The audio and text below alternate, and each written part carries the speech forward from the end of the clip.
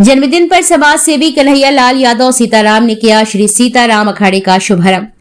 झांसी में समाज सेवी कन्हैया लाल यादव सीताराम का जन्मदिन शहर में उत्साह और हर्षोल्लास के साथ मनाया गया। इस अवसर पर उन्होंने युवाओं के साथ और शारीरिक विकास को बढ़ावा देने के उद्देश्य से श्री सीताराम अखाड़े का शुभारंभ किया। उन्होंने कहा कि अखाड़े में सभी युवा निःशुल्क आकर व्यायाम कर सकते हैं। इच्छुक युवाओं को स्वयं कन्हैया लाल यादव सीताराम के द्वारा प्रशिक्षण भी दिया जाएगा ताकि वे स्वस्थ, अनुशासित और मजबूत बन सकें। जन्मदिन समारोह में बड़ी संख्या में शुभचिंतकों, मित्रों और समर्थकों ने पहुंचकर उन्हें शुभकामनाएं दी हैं। इस अवसर पर कन्हैया लाल यादव सीताराम ने सभी का आभार व्यक्त करते हुए कहा कि लोगों का स्नेह और सहयोग उन्हें समाज सेवा के लिए निरंतर प्रेरित करता रहेगा।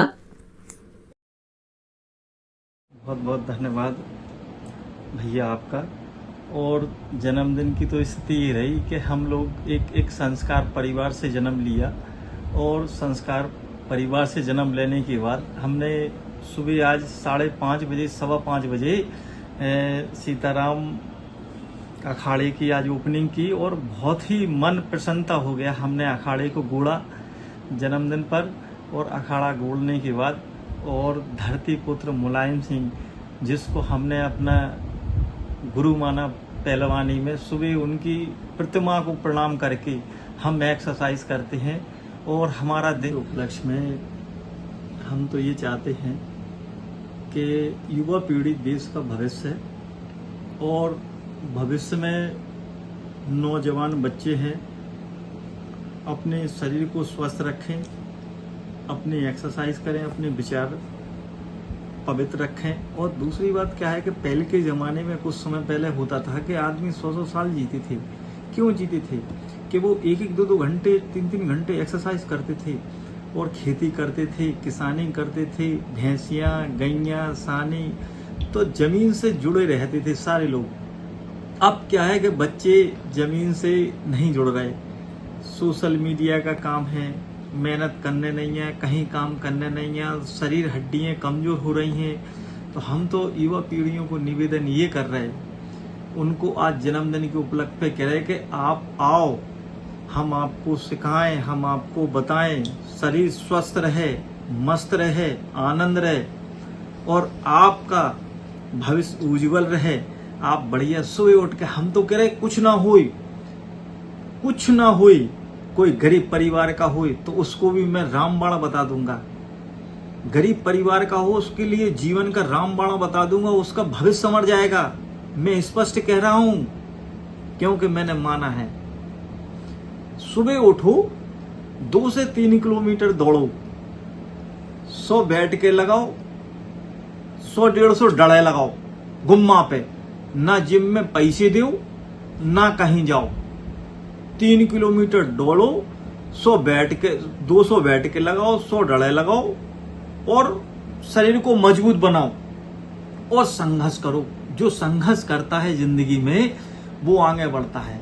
शरीर मजबूत रहेगा तो मन बुद्धि विचार अपने मजबूत रहेंगे और मन बुद्धि विचार मजबूत रहेंगे तो अपन इस संसार में संघर्ष कर सकते, दूसरों को मदद कर सकते, दूसरों को सहायता कर सकते और अपने माँ बाप का अपन ख्याल रख सकते हैं। तो सबसे पहला सुख है, संपत्ति नहीं है, सबसे पहला सुख है शरीर स्वस्थ रहना। और स्वस्थ रहना, युवा पीढ़ी को सुबह जगना चाहिए, 5:30-6 बजे जगना चाहिए, आध घंटे मेहनत करना चाहिए, उनका भविष्य बन जाएगा। अपने जन्मदिन पर मैं यही शुभकामना देता हूँ। नौजवान साथियों, आपके भरोसे देश है, आप स्वस्थ रहो, नशा से मुक्त रहो और शरीर अपना बिल्कुल स्वस्थ और कुछ एक्सरसाइज करो अपने शरीर स्वस्थ बनाने के लिए। जय जय सीताराम भैया जी, आप लोग सभी। दिनचर्या, स्वास्थ्य सब बहुत अच्छा रहता, हम बताएं आपको। दूसरी बात, माता जी पिताजी का आशीर्वाद जो संदेह है वो हमारे लिए सौभाग्य की बात है कि हम इतने पुण्य आत्मा के घर में जन्म लिया, इतने अच्छे हमें संस्कार दिए हमें माँ बाप ने, बड़े सौभाग्य की बात है हमारी।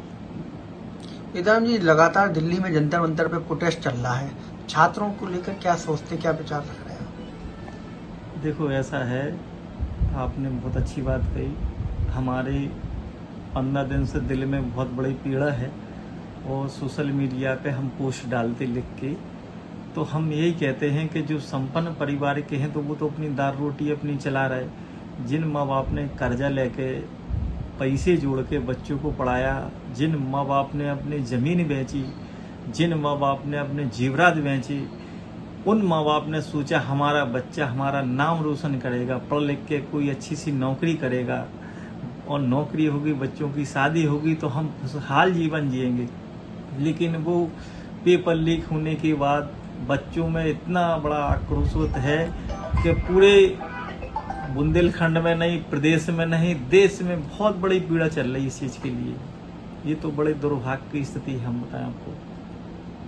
निजाम जी, लगातार सोशल मीडिया पे भी आपको बधाइयाँ जा रही हैं, क्या कहना चाहेंगे उसको लेकर? देखो, सोशल मीडिया की तो ऐसी है कि हमारे भाई बंधु सुबह से फ़ोन आना शुरू हो गए, 5:30-6 बजे से अभी तक फ़ोन आए। और हम अखाड़े पे कुछ लोग आए कि भाई साहब आपने नया अखाड़ा खोला जय जय सीताराम, तो हमें दिखाओ। तो भैया हमने कि जो है अखाड़ा देख लो।